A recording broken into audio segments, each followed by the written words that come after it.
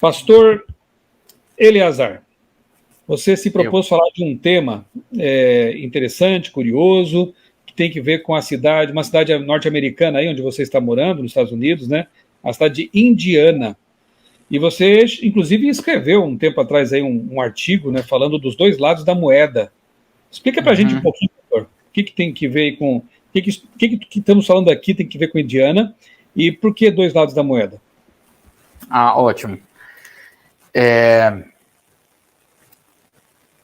No ano de 1900, houve uma reunião em Indiana e nessa reunião houve um grupo de pessoas que começaram a viver numa histeria muito grande, com músicas bem agitadas e muito tambor e muita coisa, e aí começaram a cair pelo chão e serem levadas lá para frente, e essas pessoas acreditavam que estavam passando por uma experiência que eles denominavam a experiência do jardim. Estavam acompanhando Jesus no jardim do Getsemane, segundo eles falaram, né? E o passar pela experiência do jardim faria com que eles não pecassem mais. Eles agora eram santos, eles possuíam uma carne santa. E esse movimento ficou conhecido como movimento da carne santa, porque essas pessoas se auto-intitulavam santos e consagrados e que não pecavam mais, porque passaram pela experiência do jardim. E passar pela experiência do jardim possibilitaria elas a terem esta carne santa. E eles acreditavam que seriam trasladados para o céu sem ver a morte, assim como Enoque e Elias. Poderiam, portanto, fazer o que quisessem com a sua carne, já que eles eram santos e que eles não poderiam mais pecar, eles poderiam fazer o que quisessem com a sua carne, que isso não afetaria mais, não se perderiam mais, porque já tinham uma carne santa. Olha que loucura. E com base nessas ideias malucas, eles achavam, então, que poderiam, por exemplo, até assistir o culto despidos, sem roupa, porque o corpo do irmão ou da irmã não vai me chamar a atenção, eu já tenho carne santa, então não vou pecar com isso. E aí, isso resultou, e claro, esse movimento se desmanchou e deixou de existir. As pessoas, elas precisam apenas de um pretexto para inventarem coisas assim malucas. E o que nós tínhamos ali ficou conhecido como um movimento, além desse nome, né, carne santa, esse movimento ficou conhecido como perfeccionismo. Os perfeccionistas, porque eles acreditaram na perfeição, eles não pecariam mais, eles não viveriam mais assim nesse estado pecaminoso. E aí, por conta disso, eu posso fazer o que eu quiser, que não vai ser pecado. E aí eles praticavam um monte de pecados, porque achavam que o corpo já era santo, então não ia pecar mais. Olha que loucura. Com base nessa ideia de que teriam um corpo santo, eles que estavam, né, com o corpo santo, eles praticaram muitos pecados. E mundanismo, e coisas assim, malucas mesmo. Há uma profecia que foi feita por aquela que nós acreditamos ser a profetisa do Senhor. Ellen White, ela disse que antes da volta de Jesus, situação parecida com essa voltaria a acontecer entre o povo de Deus. E hoje nós temos pessoas que se defendem esta doutrina da impecabilidade, de que é possível viver aqui na Terra sem praticar nenhum tipo de pecado. Existem pessoas que defendem essa ideia, por mais que você que está assistindo ache até absurdo, estranho, existem pessoas que acreditam nisso. E existem outras pessoas que estão indo para um outro extremo e dizendo, rapaz, o que importa é a graça de Jesus. Para de falar desse negócio de crise final, porque não fala do evangelho. Para de pregar sobre esse negócio aí, para de falar de que vai haver um juízo e de que a gente precisa estar preparado e abandonar pecados. Gente, o que importa é a graça do Senhor Jesus e vamos pregar mais um evangelho de amor. E, enquanto isso, algumas pessoas estão numa linha progressista de tudo pode. Não tem problema nenhum eu viver na prática do pecado, uma vez que o que importa é a graça de Jesus, o que nos salva é a graça de Jesus, então eu posso fazer o que eu quiser, que a graça de Jesus vai me cobrir. Então a graça de Jesus funciona meio como que um salvo-conduto para você praticar seus pecados. Então, por exemplo, pessoas que têm pecados do âmbito sexual, não é? Seja heterossexual ou não, pessoas que vivem no adultério, pessoas que vivem em práticas que a Bíblia defende um tipo de relação sexual. A Bíblia defende um tipo. E pela Bíblia, pela palavra do Senhor, é uma relação entre um homem e uma mulher. Ah, mas se eu quiser ter 3 mulheres, pela Bíblia, a palavra de Deus não nos dá essa autorização. Ah, mas e se eu quiser fazer diferente? Pela Bíblia, é uma relação heteromonogâmica, um homem e uma mulher dentro do casamento. Beleza. Eu não preciso abandonar minhas práticas, eu posso ficar com 2 mulheres, eu posso fazer isso, eu posso fazer aquilo, porque eu sou salvo pela graça. Então, essa linha progressista defende que você pode viver como você quiser. E aí, no artigo que eu escrevi, eu vou até ver se eu consigo compartilhar aqui com vocês a tela. Deixa eu ver se eu consigo compartilhar aqui a tela com vocês.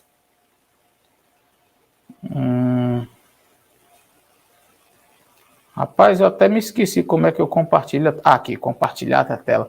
É muito tempo sem mexer. Você pode entrar no site outraleitura.com, do pastor Michelson Borges, e ali você encontrará, você pode colocar no buscador, na parte de pesquisa, você coloca Indiana o Retorno, tá certo? Então eu destaco aqui nesse artigo que eu escrevi que em Indiana havia 2 problemas básicos. Um era de ordem teológica e outro problema era de ordem comportamental. Então veja, o problema teológico estava associado a uma ideia equivocada que foi desenvolvida, e essa ideia dizia que eu, passando pela experiência do jardim, indo com Jesus ao jardim do Getsêmani, pela fé, eu passando por essa experiência entraria num êxtase e então meu corpo ficaria santo, eu não peco mais. Perfeccionismo. Eu vou viver aqui na terra sem pecar. Esse era o embasamento teológico defendido, ok? Mas aí nós tivemos um outro problema, um problema de âmbito comportamental. Tinha que ver com as práticas mundanas. E estas práticas, como eu já mencionei, eram resultado desta teologia equivocada, que dizia que já que você tem uma carne santa, então você pode fazer o que você quiser, porque nada vai afetar a sua carne, você já passou pela experiência do jardim. Uma vez santos e sem pecados, vocês podem fazer o que quiser com o seu corpo. Essa foi a ideia. Então, nós tivemos em Indiana uma mesclagem entre uma teologia equivocada que levou a comportamentos equivocados. Hoje em dia, quando nós... parece que o movimento de Indiana foi uma coisa muito rápida e não durou, logo se esfacelou, porque não faz sentido, é realmente uma loucura. Mas aí Satanás, ele diz, puxa, se o negócio não deu certo tentando misturar as duas coisas, vamos fazer o seguinte, eu vou separar os 2 grupos, vou separar a parte teológica da parte comportamental e vou trazer Indiana outra vez. E o Espírito de Profecia nos diz que Indiana retornaria, esse movimento, essas ideias de Indiana voltariam antes da volta de Cristo. E eu acho muito interessante isso, dentro deste aspecto que nós estamos falando. Por quê? Porque nós temos hoje, sim, grupos que defendem esta impecabilidade, que são os perfeccionistas. E quando nós dizemos assim, olha, vocês estão parecendo com o que aconteceu aqui em Indiana, eles dizem assim, não, de jeito nenhum, porque em Indiana tem que ver com o aspecto comportamental.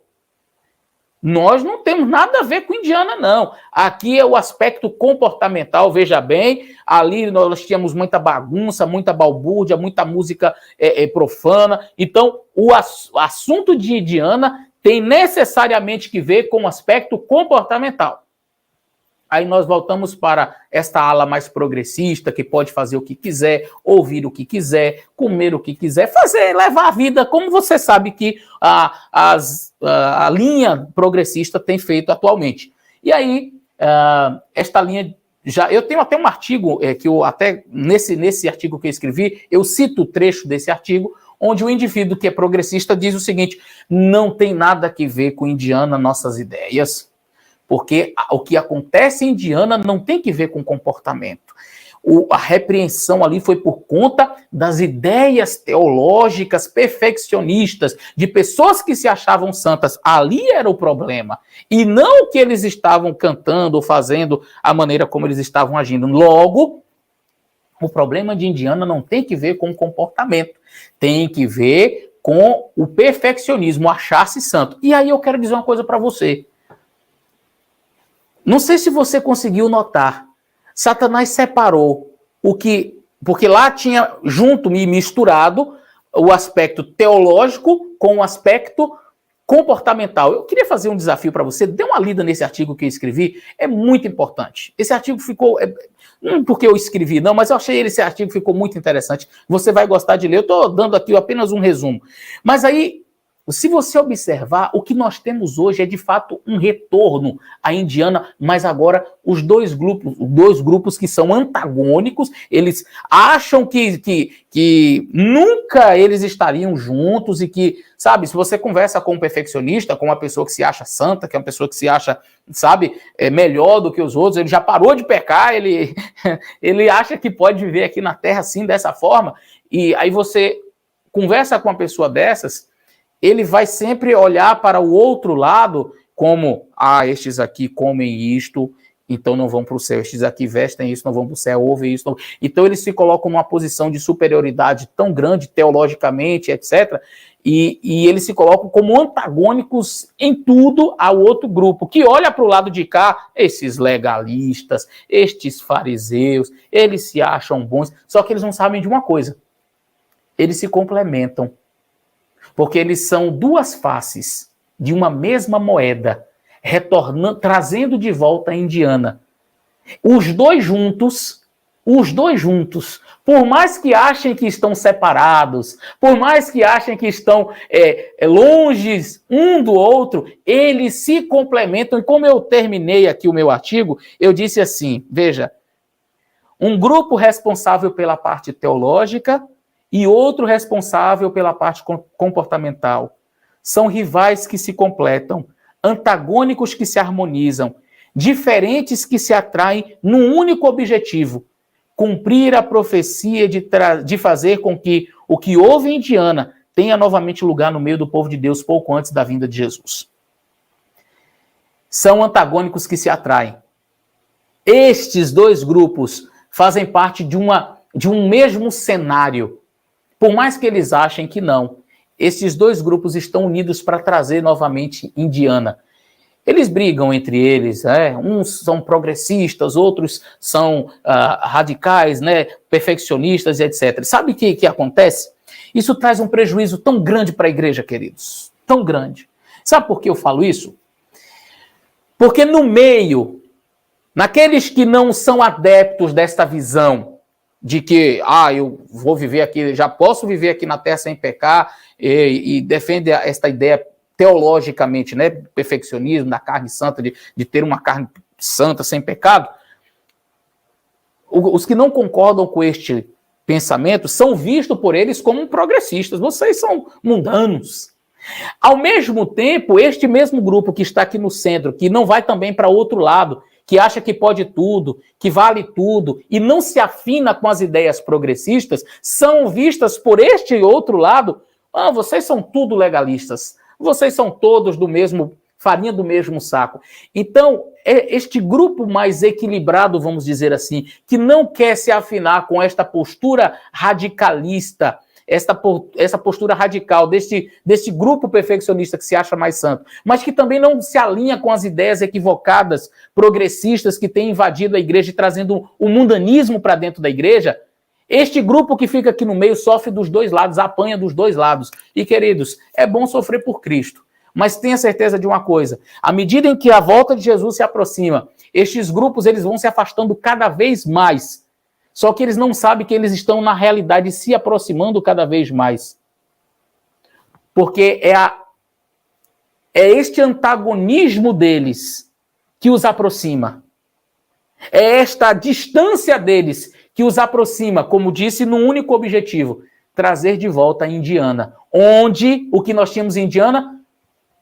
Dois aspectos, teológico e comportamental. Na teologia, já somos santos, e no comportamento, nós somos mundanos. E é isso que nós temos visto hoje. Satanás separou a teologia do comportamento e trouxe de volta, infelizmente, Indiana, que já está presente em nosso meio. E eu faço um apelo a você, não caia nem para um lado e nem para o outro. Tenha muito cuidado com discursos de pessoas por aí dizendo que você já é santo, que você já não peca mais, que você vai viver uma vida... E eu não estou com isso aqui defendendo o pecado, não estou aqui dizendo com isso que você não deva lutar contra o pecado e vencer as tentações, porque Jesus Cristo nos deu o exemplo de que nós devemos lutar contra a tentação e temos o poder do Espírito Santo atuando em nós para vencermos as tentações que o inimigo coloca. Nenhuma tentação é desculpa para nós cedermos ao pecado. Isso é um ponto pacífico. Todo cristão acredita nisso. Por isso que Jesus disse na oração do Pai Nosso: Pai, livra-nos da tentação. Não estamos aqui defendendo isso. Tá? Agora, nós precisamos ter ciência de que não preciso nem praticar um ato pecaminoso para que eu seja um pecador e necessitado da graça de Jesus. Então eu não posso me colocar nessa postura de fariseu, sabe? Me colocando melhor, me achando melhor do que outros e me estabelecendo neste palco. Ao mesmo tempo, queridos, não ceda para este outro lado, que vê tudo com um suposto amor, sabe? Jesus é amor, e o que mais importa é a graça, e que as outras coisas são supérfluas, e que não tem problema se você fizer isso, se você fizer aquilo, e vai fazendo pequenas e até grandes concessões ao pecado. E com isso, o mundanismo vem entrando, invadindo a igreja. Eu acredito que a melhor maneira de nós nem irmos para o lado legalista e nem irmos para o lado progressista é estarmos centralizados na palavra de Deus. Sim, se nós estivermos firmes, centralizados neste livro aqui, nós não cairemos nem para um lado, nem para o outro. Que Deus nos ajude. Amém, amém. Obrigado, pastor Eleazar, por essas considerações. É bom lembrar que o artigo está lá à disposição no meu blog, outraleitura.com ou .com.br, tanto faz. Procure lá a palavra Indiana no buscador. Leia, reflita sobre esse artigo. É uma reflexão muito oportuna para os nossos dias.